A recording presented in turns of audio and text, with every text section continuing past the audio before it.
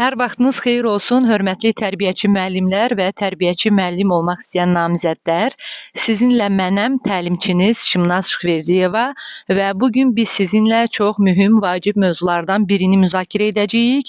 Sizə məktəbəqədər təhsilin məzmununu müəyyənləşdirən didaktik prinsiplər haqqında bir video izah çəkəcəm. Bu materialı mənim YouTube kanalımda tapa bilərsiniz və videolarımdan hazırladığım ödənişsiz dərslərdən vaxtında xəbərdar olmaq istəyirsinizsə, kanalıma abunə olmağı və xəbərdarlıq butonunu aktivləşdirməyi unutmayın ki, mən videoları öz YouTube kanalıma yüklədikcə siz də həmin video izahlardan vaxtında xəbərdar olasınız. Əgər hazırladığım məzmunları, izahları bəyənirsinizsə, videoları bəyənə bilərsiniz, şərh yaza bilərsiniz, suallarınızı şərh bölməsində yerləşdirə bilərsiniz. Mən sizin suallarınızı da cavablandırmağa hazıram və dərslərimiz haqqında əlavə məlumat almaq üçün mənimlə WhatsApp üzərindən 055 933 55 75 nömrəsi vasitəsilə əlaqə saxlaya bilərsiniz. Həmçinin YouTube kanalımda qeyd etdiyim link vasitəsilə bizim ödənişsiz WhatsApp qrupumuza daxil ola bilərsiniz ki, mən də burada hazırladığım dərslərin PDF-lərini ödənişsiz olaraq sizinlə həmin qrupda paylaşıram. Və beləcə biz başlayaq. Deməli, məktəbəqədər təhsilin məzmununu müəyyənləşdirən didaktik prinsiplər hansılardır? Bizim 9 dənə didaktik prinsipimiz var, məktəbəqədər təhsilin məzmununu müəyyənləşdirən. Gəlin bir-bir onların adlarını birinci sadalayaq və daha sonra mən dərsin gedişində sizə həmin prinsiplərin açar sözlərlə olan cədvəlini təqdim eləyəcəm ki, testlərdə bizim qarşımıza bu prinsiplər hansı sözlərlə adətən çıxır və digər tərəfdən də həmin prinsiplərin 9 prinsipin 9-unun da nümunə əsasında sırf məşğələdən izahını verəcəm ki, bu sizin üçün daha yadda qalan, daha anlaşılan olsun. Çünki biz bu didaktik prinsiplərin tətbiq olunmasını, yəqin siz də mənimlə razılaşarsınız ki, situasiya daxilində öyrənməliyik. Bu daha çox yadda qalan olur və testlər də adətən belə tərtib olunur. Və sizə bir məsələni də deyim ki, bu video izahı yüklədikdən sonra mən bir didaktik prinsiplər haqqında qəbul tipli test sualları hazırlamışam. Həmin test suallarını da PDF-ini də sizinlə bölüşə bilərəm. Bunu mənə şərhlərdə yaza bilərsiniz və yaxud qeyd etdiyim WhatsApp nömrəsi ilə əlaqə saxlayaraq həmin testin didaktik prinsiplər üzrə tərtib etdiyim testin PDF-ini ödənişsiz olaraq məndən ala bilərsiniz, istəyə bilərsiniz. Nömrəm 055 933 55 75-dir və həmin didaktik prinsiplərin testinin izahını isə bir neçə gündən sonra həmin video izahı da çəkəcəm. Siz testləri etdikdən sonra onun video izahını da çəkərək ayrıca öz YouTube kanalıma yükləyəcəm. Onu da daha sonra bir neçə gündən sonra izləyə bilərsiniz. İndi gəlin baxaq ki, məktəbəqədər təhsilin didaktik prinsipləri hansılardır? Biz dedik ki, 9 didaktik prinsipimiz var. Birinci, nəticə yönümlülük. İkinci, uşaq yönümlülük. Üçüncü, şəxsiyyət yönümlülük. Dördüncü, inkişaf yönümlülük. Beşinci, tələb yönümlülük. Altıncı, varislik. Yedinci, integrativlik. Səkkizinci, Azərbaycançılıq və 9-cu, dünyəvilik. Müəllimlər, siz mən belə izah elədikcə öz öyrənmə tərzlərinizə uyğun olaraq videonu saxlaya, özünüz üçün qeydlər apara bilərsiniz. Qeydlər apararaq öyrənmək daha yadda qalan olur. Məsələn, 9 prinsipin 9-unu da biz bir səhifəyə qeyd edə bilərik və deyə bilərik ki, hansı prinsiplərimiz oldu? Nəticə yönümlülük, uşaq yönümlülük, şəxsiyyət yönümlülük, inkişaf yönümlülük, tələb yönümlülük, varislik, integrativlik, Azərbaycançılıq və dünyəvilik. Bu 9 prinsipimiz. İndi gəl baxaq ki, bu 9 prinsipimiz hansı mənaları əhatə eləyir? Məktəbəqədər təhsilin kurikulum sənədində qeyd olunub ki, birinci prinsipdən başlayaq. İndi mən bunların daha ətraflı, yadda qalan izahını da, özümün hazırladığım izahı da sizə təqdim eləyəcəm dərsin gedişatında, bu video izahının gedişatında. Amma gəlin birinci baxaq ki, sənəddə bu necə qeyd olunub. Sənəddə belə qeyd olunub ki, nəticə yönümlülük təhsilin məzmununun əvvəlcədən müəyyən olmuş nəticələr əsasında müəyyən edilməsidir.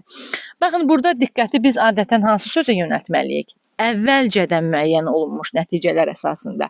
Yəni dövlət bizim qarşımıza bir standartlar qoyur ki, məktəbəqədər təhsilin sonunda biz uşaqları həmin standartlar üzrə göstərilən bilik və bacarıqlara çatdırmalıyıq. Və bu bilik və bacarıqların standartları da kurikulum sənədində necə müəyyən olunub? Əvvəlcədən müəyyən olunub da, yəni standartlar kimi təlim nəticələri, təlim məqsədlərimizi biz çıxardırıq. Deməli, nəticə yönümlülük nədir? Dövlətin qoyduğu tələbə riayət etmək, o tələb əsasında, o standart əsasında uşaqları hazırlamaq. Və əvvəlcədən müəyyən olunub da həmin standartlar. Biz də həmin standartlara çatmalıyıq. Yəni qarşımıza bir məqsəd qoyuruq əvvəlcədən ki, biz hara çatmalıyıq, nə istəyirik. Əvvəlcədən müəyyən olunmuş məqsədimizə də çatırıq. Bu da o deməkdir ki, biz nəticə yönümlü insanıq da, yəni nəticəyə fokuslanırıq, nəticəyə baxırıq. İkinci, uşaq yönümlülük. Baxaq, təlim-tərbiyə prosesinin bilavasitə uşağın meyil və marağının, təhsil tələbatının ödənilməsinə, istedad potensialının reallaşdırılmasına və inkişafına yönəlməsi.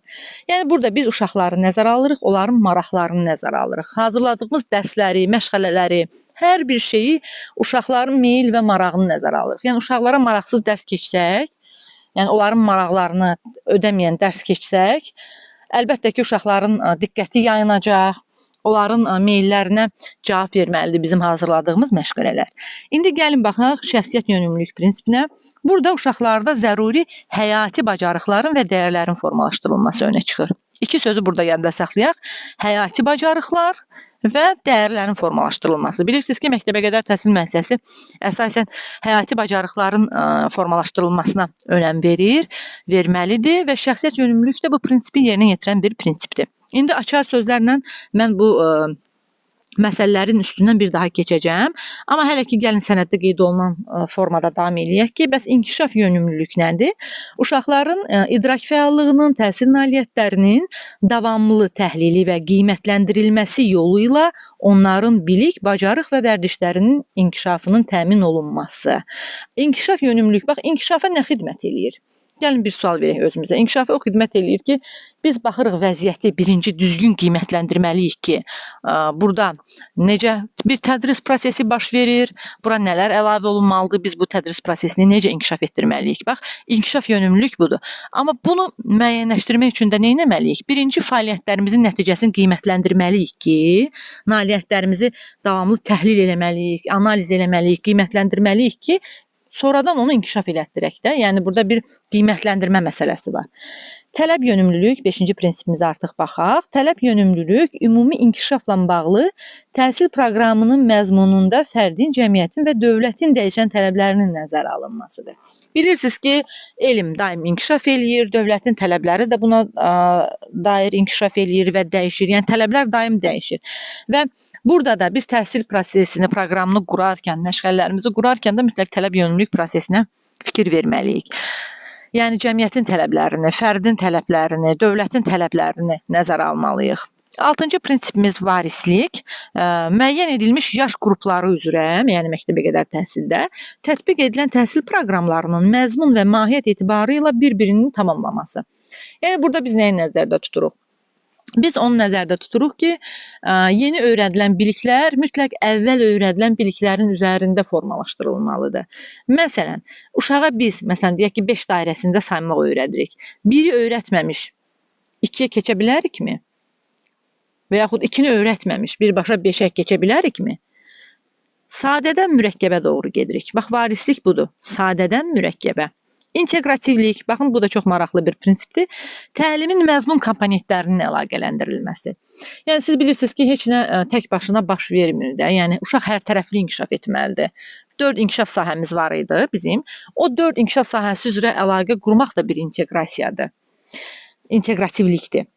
Deməli, 8-ci prinsipimizə baxaq. Azərbaycançılıq. Yəni, uşaqların burada vətənpərvər ruhda tərbiyə edilməsi, fəal vətəndaş mövqeyinin formalaşdırılması.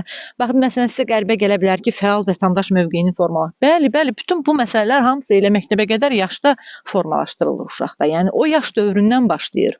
Sadə formada. Azərbaycan xalqının tarixinə, mədəniyyətinə, dilinə və adət-ənənələrinə hörmət hissinin aşılanması. Bax, bu da Azərbaycançılıq prinsipinə xidmət edən bir məsələdir. Və sonuncu, dünyəvilik, dünyaya aid olma, dünya ilə bağlı olma, dini olmama, dinlə əlaqəsi olmama. Biliklər elmi cəhətdən uşaqlara izah olunmalıdır, dünyəvi cəhətdən izah olunmalıdır. Bax, bu prinsipimiz bunu əhatə edir. İndi gəlin açar sözlərlə baxaq. Deməli, 9 prinsipimiz var. Birincisi nəticə yönümlülük. Təhsilin məzmununu əvvəlcədən müəyyən olunmuş nəticələr əsasında dedik ki, qurulur. Uşaq yönümlülükdə təlim prosesi uşağın maraq və meyllərinə, təhsilin ehtiyaclarına, uşaqların istedadlarına və potensialına uyğunlaşdırılır. Şəxsiyyət yönümlülük uşaqlarda həyati bacarıqlar və dəyərlər formalaşdırır. İnkişaf yönümlülük bilik, bacarıq və vərdişlərin inkişafı məqsədi ilə uşağın idraki fəaliyyəti və təhsil nailiyyətləri davamlı şəkildə burada nə edilir dedik? Təhlil edilir və qiymətləndirilir. Tələb yönümlülükdə təhsil məzmunu fərdin, cəmiyyətin və dövlətin dəyişən tələblərinə uyğunlaşdırılır. Varislikdə isə təhsil proqramları yaş qrupları üzrə bir-birini tamamlayacaq şəkildə ardıcıl və məntiqli olur. İnteqrativlik, yəni tədrisin məzmununun müxtəlif komponentləri arasında bir inteqrasiya, bir əlaqə qururuq biz. Nələr arasında tədrisin məzmununun müxtəlif komponentləri deyəndə biz nəyi nəzərdə tuturuq? Əlbəttə ki, məşğələləri, inkişaf sahələrini, standartlarımızı, bunlar arasında bir ümumi, bir holistik, bir hərtərəfli bir yanaşma olmalıdır. İndi baxaq, Azərbaycançılıq dedik ki, uşaqda vətənpərvərlik, milli kimlik və Azərbaycan xalqının tarixinə, dilinə, adət-ənənələrinə hörmət hissi formalaşdırılır bu prinsip əsasında və əsasən 9-cu prinsipimiz dedik ki, dünyəvilikdir, yəni təhsil dini baxışlardan uzaq, dünyəvi əsaslarından qurulur, uşaqlarda dünyaya bağlılıq hissi formalaşdırılır. İndi gəlin situasiya əsasında bir baxaq. İndi bu söz verdiyim kimi bu izahın testlərini də mən sizinlə paylaşacağam. Həmin videonu yəqin ki sabah mən çəkərəm, sabah sizinlə paylaşaram. O vaxta qədər isə testləri məndən istəyə bilərsiniz. Testləri özünüz də bu izahı dinləyəndən sonra rahatlıqla eləyə bilərsiniz. Mən həmişə tövsiyə eləyirəm ki, kursa qatılan bütün iştirakçılara, bütün müəllimələrə. Birinci, əgər bizim bazamız yoxdursa, bazamız çox aşağıdırsa, zəifdirsə, birincisi bundan utanmaq, çəkinmək lazım deyil. İkincisi də oxuduqca birinci izahı dinləyin. Yəni mənim sistemimdə məsələn tövsiyə elədiyim sistem budur. Əgər baza zəifdirsə, birinci izahı dinləyək. Çünki izah ətraflı olur, yadda qalan olur, daha bizim üçün rahat olur da ümumi mövzunu anlamaq, başa düşmək, öz daxilimizdə həmin mövzunu mənimsəmək. Birinci mövzunun video izahını dinləyin. Dərslərdə də mən belə qururam. İkinci, həmin göndərdiyim PDF-i özünüz üçün sakit bir vaxtda, yəni başqa, mən bilirəm ki, bizim hamımızın çoxlu işi gücü var. Çoxsumuz həm yəni qadınların əksəriyyəti, tərbiyəçi müəllimlərin əksəriyyəti əlbəttə ki, qadınlardır. Demək olar ki, hamısı qadınlardır və qadınların da bilirsiniz ki, həyatda rolları çoxdur. Ana rolundayıq, övlad rolundayıq. Öz evimizin məişət işlərimiz olur, həmçinin öz işlərimizi yürüdürük. Məsələn, bağçada müəllimik, evdə anayıq, valideynik, həyat yoldaşıyıq və s. və bizim çoxlu işlərimiz olur, bir çox rollarımız olur. Amma mən tövsiyə edirəm ki, həmin PDF hissəni sırf bizim üçün sakit bir vaxtda, tam video izahı izləyəndən sonra, tam sakit bir vaxtda oxuyaq. Daha doğrusu video izahı izlədikdən sonra oxuyaq, öz qeydlərimizi aparaq. Ondan sonra artıq ikinci dəfə izahdan sonra PDF-i oxuyanda artıq görürük ki, bir çox şey daha mənimsədik, daha bizim üçün yadda qalan oldu. Və sonradan əgər ehtiyac varsa bir də video izahı izləyib daha sonra testləri eləyək. Yəni testləri eləməyə tələsməyin. Birinci biz mövzunu qavramalıyıq, mövzu haqqında məlumatımız olmalıdır. Bəzi müəllimlər, mən indi söhbət zamanı da görürəm, dərsdə də görürəm ki, məsələn testlərə daha çox meyil göstərirlər ki, testlər üzərindən nələrsə əzbərləyib yadda saxlamaq. Testə hazırlaşmaq təbii ki, gözəldir, yaxşıdır testlə işləmək bacarıqlarını. Çünki bir çoxumuz test eləməmişik də, tərbiyəçi müəllimlərin əksəriyyəti, belə bir vərdişimiz yoxdur bizim. Amma ki, birinci mövzunu qavrayaq, yəni test işləməyə tələsməyək. Sonra testləri işləyək. Onda daha, çünki testlər müxtəlif olur. Biz məsələn əzbərləməklə, yəni bəlkə də nələrsə yadda saxlamaq olar, amma çox yüksək, uğurlu bir nəticə göstərmək üçün mütləq şəkildə izahları dinləyib, daha sonra oxuyub, tam qavrayandan sonra testləri eləməklə biz öyrəndiklərimizi əslində möhkəmləndiririk. O test bizim qarşımıza sonra imtahanda tamam başqa bir formada çıxa bilər. Mövzunu biz biliriksə, yəni testi istənilən formada necə istəyir çıxsın test qarşımıza, biz onu rahatlıqla edə bilərik. İndi gəlin davam eləyək baxaq. Nəticə yönümlülük prinsipi. Gəlin bunu indi daha ətraflı mən sizə izah eləyim. Bu prinsipə əsasən, nəticə yönümlülük prinsipinə əsasən təlim prosesi dedik ki, nədir? Əvvəlcədən müəyyən olunmuş nəticələrə çatmağa yönəldilir. Yəni, hər təlim fəaliyyətinin sonunda, yəni hər məşğələnin sonunda, hər fəaliyyətimizin sonunda biz nəyə nail olmaq istədiyimizi bilməliyik. Yəni, əvvəlcədən əlimizdə bir təlim məqsədimiz olmalıdır və həmin təlim məqsədinə dair biz fəaliyyətlərimizi planlayıb reallaşdırmalıyıq. Metodlarımızı da ona görə seçirik, iş üsullarımızı da ona görə, iş formalarımızı da ona görə seçirik, resurslarımızı da ona görə seçirik. Əvvəlcədən təyin olunmuş bir təlim məqsədinə çatmaq üçün biz bunu edirik. Bax, nəticə yönümlülük buna xidmət edir. Və nəticə yönümlülük prinsipi bizə çatmaq istədiyimiz həmin məşğələnin sonunda çatmaq istədiyimiz hədəfi göstərir. Hədəf qarşımızdadır, daha sonra biz ona doğru irəliləyirik də. Yəni bu həyatda da belədir. Müəyyən bir hədəf qoyuruq və ona doğru addım-addım irəliləyirik. İndi bir nümunə götürək. Yəni əgər məqsədimiz uşaqlarda ədədləri 1-dən 10-a qədər sayma bacarığını formalaşdırmaqdırsa, müəllim nə etməlidir? Bu nəticəyə aparan konkret fəaliyyətlər planlaşdırmalıdır da, düzdür? Sayma oyunları, mahnılar, rəqəm kartları ilə tapşırıqlar məsələn və müəllim dərs planını nəticələrə əsasən qurmalıdır. Çatmaq istədiyimiz hədəf nəticə olmasa planı qurmaq mümkün olmaz. Birinci hədəfimiz olmalıdır, sonra da ona çatmaq üçün planımızı qururuq. Və bu fəaliyyətlər və materiallar nəticəyə də yönəlik olmalıdır seçdiyimiz və təsadüfi seçilməməlidir. Təlimin sonunda uşağın nəyə nail olduğu mütləq yoxlanılmalıdır və qiymətləndirilməlidir. İkinci baxaq. Uşaq yönümlülük. Yəni qiymətləndirməni də niyə görə eləyirik? Çünki bilək ki, görək bu nəticəyə biz çatdıq yoxsa yox. Yəni nəticə yönümlülük prinsipinə, qaydasına uyğun hərəkət etdik yoxsa yox. Keçək indi uşaq yönümlülük prinsipinə. Yəni burada uşaq yönümlülükdə təlim uşağın maraqları, dedik, ehtiyacları və inkişaf səviyyəsi nəzərə alınaraq təşkil olunur. Uşaqların maraqları və fərdi xüsusiyyətləri bizim bələdçimizdir bir növ. Təlim onların ritminə uyğun olmalıdır. Bir nümunə gətirək. Əgər bir qrup uşaq heyvanlara maraq göstərirsə, müəllim ev heyvanları mövzusunu seçərək bu marağı stimullaşdıran oyunlar, hekayələr və rəqəmlərlə dərs keçir. Digər tərəfdən, fəaliyyətlər uşağın fərdi inkişaf səviyyəsinə uyğunlaşdırılmalıdır. Yəni, eyni fəaliyyət hamıya eyni formada təqdim olunmamalıdır. Bax, budur da uşaqların marağını və meylini nəzərə almaq. Fərdi və qrup işləri burada nəzərə alınmalıdır. Yəni, marağa əsaslanan fəaliyyətlər uşağın dərsə motivasiyasını əlbəttə ki, artırır, dərsə marağını əlbəttə ki, artırır və buna görə müşahidə əsaslı planlaşdırma da burada vacibdir. Yəni, biz burada bir müşahidə də aparırıq. Keçək üçüncü şəxsiyyət yönümlülük prinsipimizə.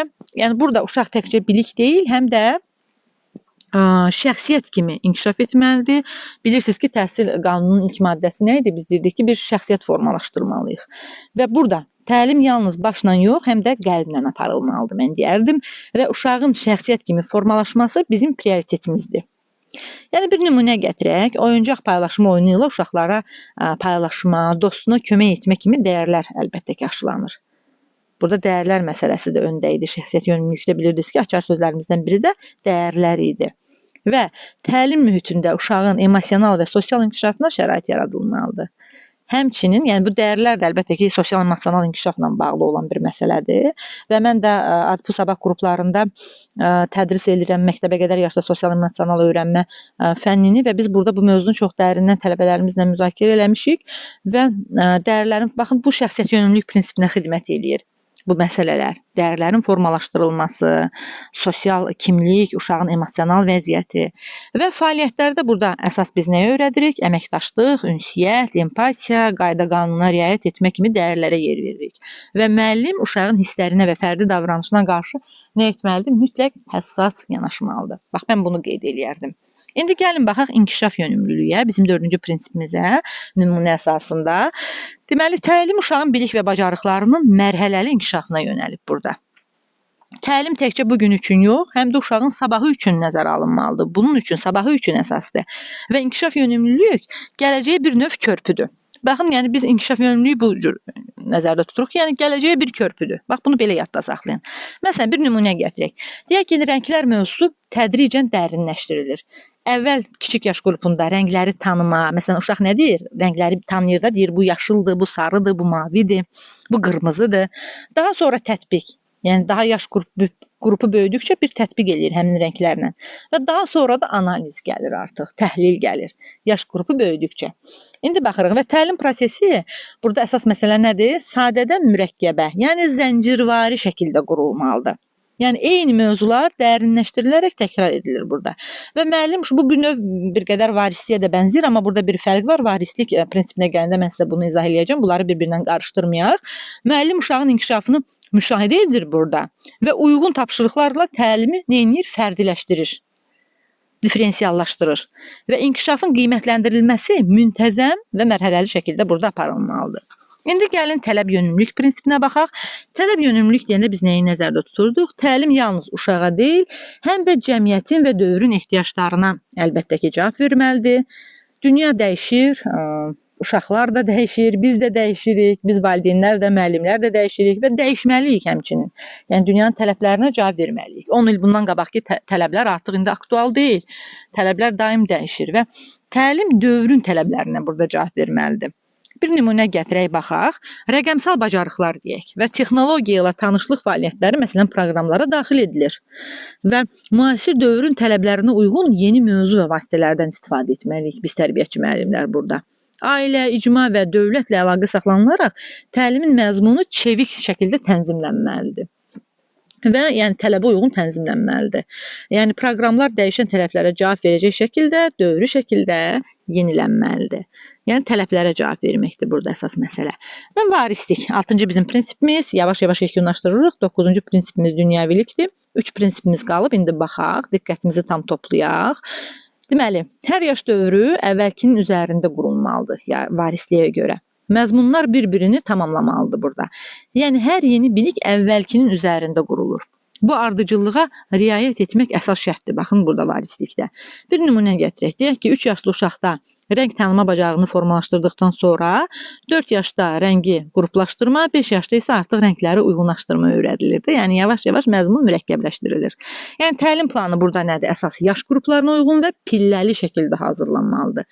Müəllim əvvəlki mərhələdə öyrənilmiş biliklərə əsaslanır. Onları möhkəmləndirir və inkişaf etdirir. Tədris materialları və fəaliyyətlər də əlbəttə ki, yaş səviyyəsinə uyğun ardıcıllıqla seçilməlidir. İndi biz burada baxırıq. Bizim növbəti prinsipimiz inteqrativlik. Burada əsas məsələ nədir? Məşğələlər və inkişaf sahələri bir-biri ilə əlaqələndirilərək tədris olunur. Yəni biri digərindən ayrı deyil də. Uşağın zehnində biliklər parçalanmış olmamalıdır burada. Bax mən belə deyərdim və bütün bacarıqlar bir-biri ilə əlaqəlidir çünki. Məsələn bir nümunə gətirək. Meyvələr mövzusunda uşaqlar riyazi sayma. Məsələn neçə alma var burada? Dil bacarıqlarında isə meyvələrin adlarını öyrənə bilərlər. Estetikada meyvə rəsminə baxıb və sağlam həyat tərzi meyvələrin faydası haqqında. Məsələn, baxın 4 inkişaf sahəsini biz necə bir-birinə birləşdirdik burada? Yəni bir mövzu ilə, meyvələr mövzusu ilə.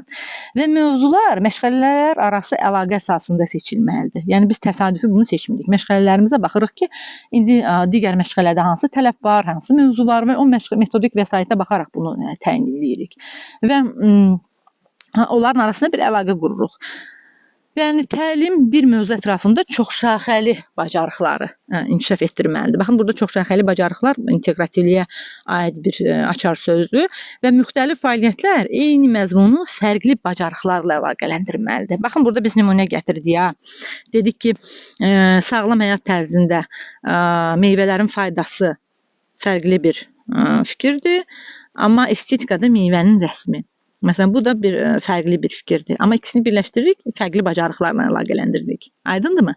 İndi baxaq Azərbaycançılıq bizim 8-ci prinsipimizə.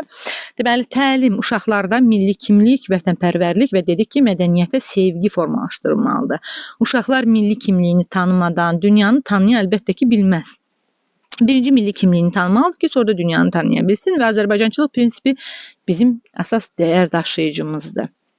Gəlin baxaq, bir nümunə gətirək Novruz bayramından, bizim milli bayramımız olan. Yəni Novruz bayramı ilə bağlı nağıllar uşaqlara danışılır, xalq oyunları oynanılır, milli musiqilər dinlənilir. Fəaliyyətlərdə milli bayramlara, musiqilərə, folklora yer verilməlidir və uşaqlarda Azərbaycan dilinə, tarixinə, mədəniyyətinə maraq və hörmət formalaşdırılır. Bax, bu Azərbaycançılıq prinsipi ilə və ailələrin də bu prinsipə tətbiqinə dair cəlb olunması mən düşünürəm ki, çox mühümdür.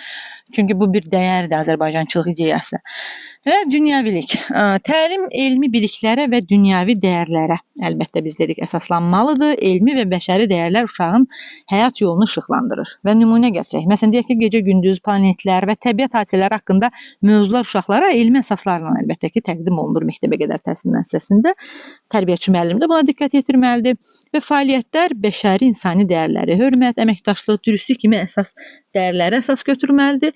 Həmçinin təlim uşaqları açıq fikirli, yəni bu dünyəviliyin əsas açar sözləridir, tolerant və qlobal düşüncəli yetişdirməyə yönəlməlidir. Bugünkü bizim video izahımız bu qədər. Dərslər haqqında əlavə məlumat almaq istəyirsinizsə, mənimlə 055 933 55 75 nömrəsi vasitəsilə əlaqə saxlaya bilərsiniz. Əgər video izahı bəyəndinizsə, videonu bəyənməni, şərh yazmağı, suallarınızı mənə şərhdə də yaza bilərsiniz, WhatsApp üzərindən də bildirə bilərsiniz. Mən hər zaman sizə dəstək olmaqdan məmnun olaram. Hər birinizə uğurlar arzulayıram və söz verdiyim kimi 1-2 günə bu mövzunun testinin izahını da sizinlə paylaşacağam. Testlər situasiya testləridir, imtahan qəbul tipli testlərdir. Amma yenə də öz fikrimdə qalıram ki, testlərə keçməzdən öncə siz çalışın ki, çünki testlər bəzən əzbərçilik yarada bilər. Çalışın ki, birinci video izahı izləyin, daha sonra PDF-i oxuyun, ondan sonra testləri edək ki, öyrəndiklərimiz daha qalıcı olsun, yadda qalan olsun. Həm də baxaq, öyrənək ki, testlər vasitəsilə ki, biz nəyi öyrəndik, nəyi yadda saxladıq. Çünki imtahanda fərqli testlər sizin qarşınıza çıxa bilər. Amma mövzunu tam dərk elədiksə, nə cür test istəyir çıxsın qarşımıza, biz onu cavablandırmaqda çətinlik çəkməyəcəyik. Və bu dərsin PDF-ini əldə etmək üçün mənə yaza bilərsiniz, WhatsApp qrupumuza üzv ola bilərsiniz. Ödənişsiz WhatsApp qrupumuzun linkini mən YouTube kanalımda, kanalın təsviri hissəsində paylaşmışam, oradan üzv ola bilərsiniz. Sağ olun, salamat qalın, sizə uğurlar arzulayıram. Növbəti video izahlarımızda görüşənədək.